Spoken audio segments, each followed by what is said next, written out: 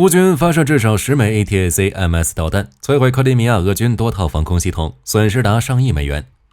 与此同时，乌空军为避免 F-16 成为俄军箭靶，决定将部分战机安置在境外。而俄军为阻止 F-16，不仅开悬赏画红线，还为 KH-101 导弹升级安装集束弹头，准备对 F-16 及驻地进行打击。此外，最新战报显示，乌东哈尔科夫、苏梅州等地乃至俄本土均发生激烈战斗。精彩资讯即将开始。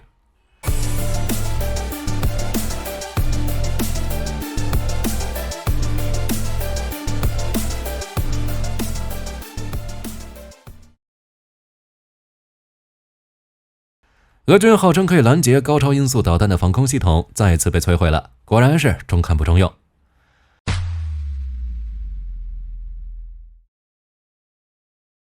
据乌军总参谋部及 X 平台多个博主报道称，6月10日凌晨，乌军再次对克里米亚俄军及其军事设备发动了大规模导弹袭击，使俄军损失高达上亿美元。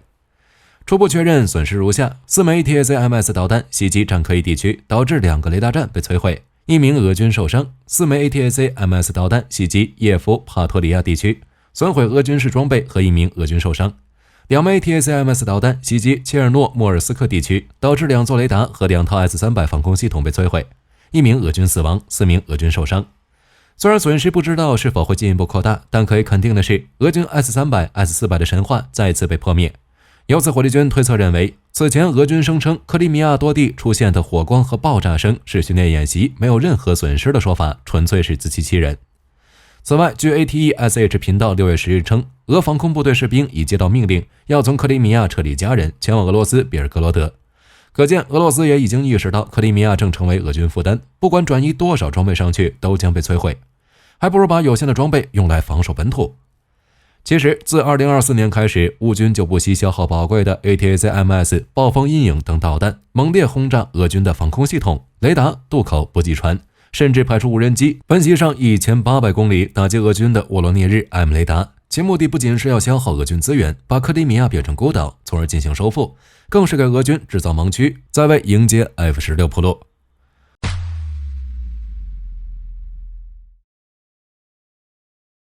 5月10日，英国标准晚报曾报道称，乌军将在几周内接受第一批 F-16 战机。丹麦和比利时预计6月份 F-16 将抵达乌克兰，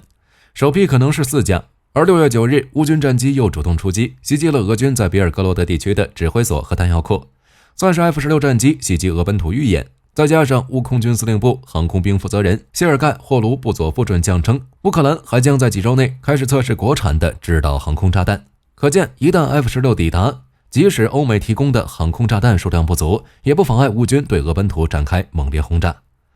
甚至为了避免盟军提供的 F-16 战机成为俄军袭击目标，霍卢布佐夫准将6月10日还表示，会将一部分的 F-16 战机安置在境外或者盟友基地内，避免成为攻击目标。据霍卢布佐夫准将分析，分出去 F-16 不但能用于替换处在维修状态的战机，也能在境外对乌军飞行员展开特训，从而让乌军始终都有足够数量的飞行员来运作援助的战机机群。说不定欧美盟友会像瑞典援助鹰狮、法国援助幻象2005一样，援助更多的欧美先进战机。只是乌军这样的做法和表态让俄罗斯有点坐不住了，并感到愤怒。6月10日，俄罗斯杜马国防委员会主席安德烈·卡尔塔波洛夫再次画下红线，如果 F-16 真的参与作战任务，乌克兰境外的 F-16 战机及其机场将成为俄武装部队的合法目标。在此之前，普京总统也曾多次做出这样的警告。可见，一旦 F-16 战机抵达基地，肯定将迅速成为俄军的瞄准目标。只是火力军有个疑问，俄罗斯要如何区分境外的 F-16 是否是援乌战机呢？若是乌军 F-16 战机在发射导弹袭击俄军目标后，就直接飞回乌军盟友基地，如波兰、罗马尼亚等国，俄军真的敢直接开火吗？这些问题我们也只能静观其变了。但俄军现在还是为 F-16 即将参战做了一些准备的。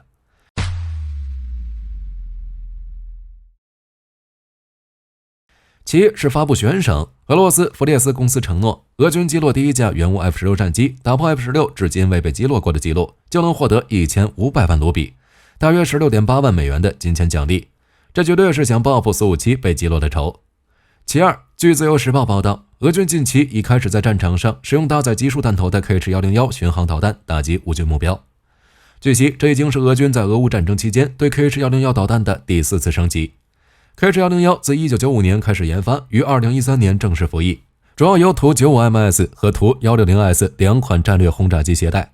此次升级明显是为适应战场做出的改变。携带集束弹头的 KH-101导弹，一次攻击便可释放出多枚子弹药，扩大杀伤范围，不仅能对乌军士兵构成巨大威胁，也能最大程度摧毁乌军境内、境外的机场跑道。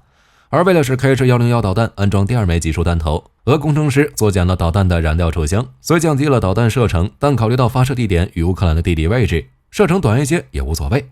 可见俄罗斯也在尽可能阻止 F-16参战。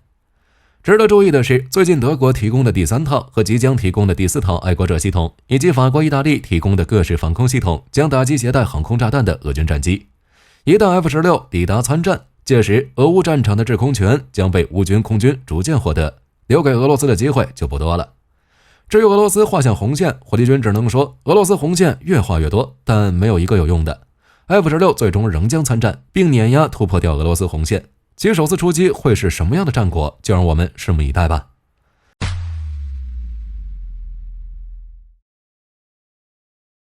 6月10日下午，据哈尔科夫地区军事管理局局长奥列格·西内古波夫表示，俄军使用制导航空炸弹对哈尔科夫发动了3次空袭，造成8人受伤。据自由欧洲报道，波尔塔瓦地区军事管理负责人菲利普·普罗宁表示，6月10日晚，在波尔塔瓦地区的米尔霍罗德区遭到俄军空袭，防空警报持续了近2个小时，20点才宣布解除。不过在哈尔科夫前线，据悉赫利伯克村的战斗已经进行了3天，有消息人士证实称，乌军已经进入该定居点并控制了大部分地区，此地的俄军正在被解决。同时在沃夫昌斯克方向，乌军正反推俄军，控制了沃夫昌斯克的大部分地区。对于哈尔科夫的战局，美国国家安全顾问苏利文在接受美媒访问时表示，俄军在哈尔科夫一带的攻势已陷入停滞，美国将持续支持乌克兰。在顿涅茨克方向，俄罗斯国防部6月10日表示，俄军持续推进，深入乌军防线，占领了城市顿涅茨克市西南部的斯塔罗马约斯克村。该消息尚未得到证实，但据 X 平台流出的视频显示，在该村东北部的克拉斯诺霍里夫卡，乌军第59旅在这里使用 FPV 无人机袭击了俄军一个纵队，至少摧毁了2辆坦克、2辆 FV 和1辆 MTLB。至于6月9日时，车臣领导人卡德罗夫在社交媒体上宣称的车臣军队仅用3天时间攻入苏梅州，并拿下该州的雷日夫卡村，这一说法遭到了俄频道的痛斥，称卡德罗夫的宣传导致乌军全力袭击俄军侦察部队，造成至少21名俄士兵死亡。乌克兰总统泽连斯基10日也回应称，苏梅州仍在乌军全面控制中，且雷日夫卡村里的俄军已经被消灭。据乌军总参谋部报道称，截至6月10日晚上10点，俄乌双方交战81次，目前局势仍然紧张，但已得到控制。在克里米亚方向，乌克兰国防部宣布，乌军无人艇在耶伊斯克港口对一艘最近从黑海前往亚速海演习的俄2栖舰发动了协同打击。克里米亚之风频道称，起初人们以为被击退的是罗普查级登陆舰，但最终确认是22160级巡逻舰，全舰长94米，附近还出现前一天没有的浮油。目前俄罗斯方面已经删除了该舰的所有公开信息，真让火力军说中了，黑海舰队只剩下黑海。值得注意的是，乌军正组建第49突击工程旅，据悉这个旅将专注于突击、夺取、工程作业等，有可能会参与之后对克什大桥的爆破行动。此外，俄本土多地也遭到了袭击，如6月10日，乌军成功袭击了位于俄罗斯别尔哥罗德州舍别基诺度假胜地的俄罗斯第6联合军指挥所，造成至少8名俄罗斯军官失踪。维亚切斯拉夫·格拉德科夫表示，由于乌克兰无人机的袭击，输电线路遭到破坏，舍别基诺市等多地的部分电力供应被切断。又或是距离俄乌边境1000公里的萨马拉市也遭到了不明无人机的袭击，造成一处家具作坊发生大火。最后，俄罗斯联邦航空运输署6月10日发布消息称，俄达达斯坦共和国首府的喀山机场实施临时管制，限制航班起降，所有飞往喀山的飞机均改降下卡姆斯克和萨马拉机场，且有可能遭遇了不明打击。总之，由于武器限制解除，乌克兰现在可以打击300公里以内 16% 的俄罗斯领土，而且这个趋势还会扩大。最近种种变化足以说明乌克兰愈发强大，而俄罗斯正不断衰弱。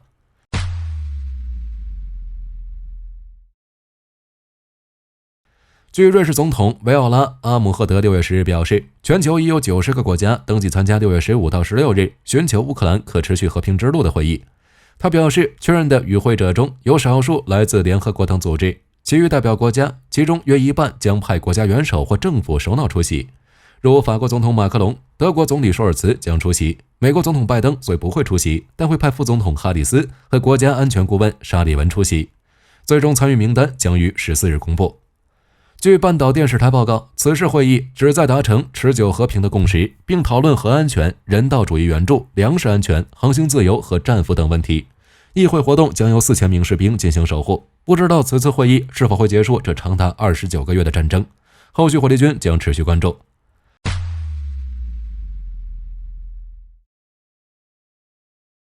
为了帮助乌军防军，6月5日，波兰宣布向乌克兰交付一批 S-200 防空系统。其实，在俄乌战争全面爆发时 ，S-200 防空系统并未在乌军服役。现在使用的 S-200 要么是从仓库中取出，要么就是从波兰运来的救援物资。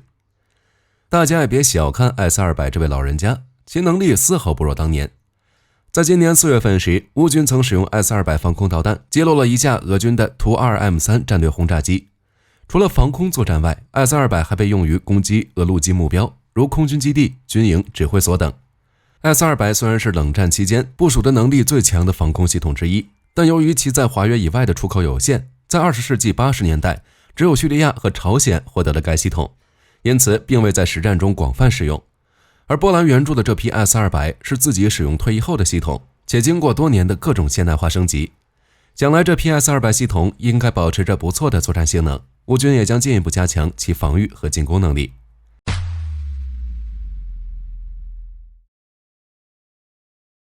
据 X 平台军队认可用户称，德国空军的台风战机在执行北约波罗的海空中警务任务时，在拉脱维亚领海附近拦截了一架俄空军的苏 -24MR 战机。苏 -24MR 是该系列纯粹的战术侦察机，除自动贴地飞行所需的地形追随雷达与短程空对空导弹挂架外，没有携带苏 -24M 轰炸机任何对地攻击武器。其拆除了机炮、光电射控系统等所有空对地武装，这也使机程缩短了2米。苏 -24MR 配备的是先进的 BKR-1 战术侦察系统，包括相机、测试机载雷达以及其他传感器，可在执行情报收集任务。该机于1983到1993年共建造近200架。当然，该机乌克兰也有，只是自2023年5月起，乌军的苏 -24MR 在经过改装后就重新具备了攻击能力，可搭载暴风阴影导弹。如今，乌克兰和美国仍在合作，继续对该机进行改装，以搭载各型号的联合直接攻击弹药。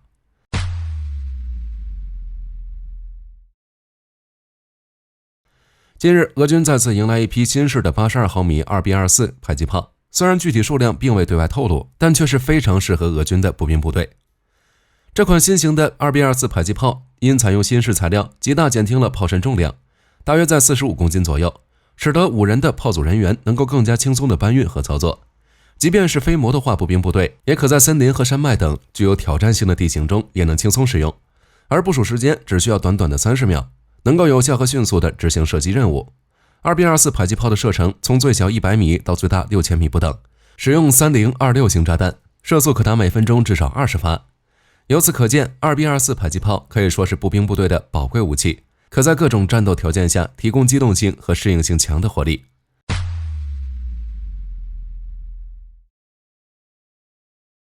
据自由时报报道，美军一架 B-1B 战略轰炸机于6月5日前往韩国，同韩军2架 F-15K 战机进行了空中联合演习。在演习过程中，他们投掷 GDAM 弹药，同时攻击了多个目标。这是美军 B-1B 轰炸机时隔7年在韩国首次投放实弹。驻韩美军副司令兼第7空军司令艾弗森表示，此次训练展示了美韩联合部队协同作战打击多目标能力。韩国国防部表示，美军 B-1B 轰炸机在韩军 F-15K 战机的护航下投下实弹，展现其精确打击能力。但火力军觉得这些都没说到点上，美韩的空军联合军演明显是在对近期跳得欢的朝鲜发出了警告。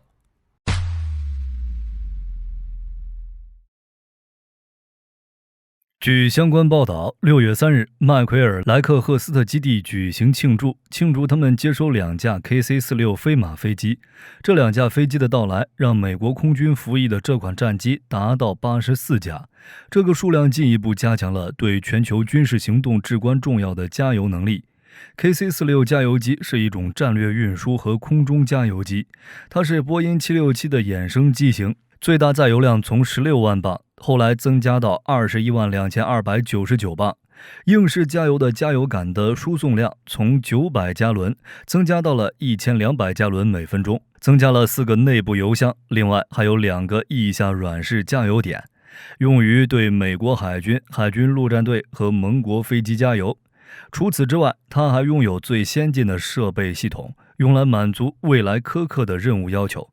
包括数字式飞行甲板、设有电子显示屏，采用飞行控制设计理念，让机组人员可以进行指挥，提高了作战的机动性。该加油机还具有先进的 KC-10加油吊杆，提高加油效率和飞行线路控制系统。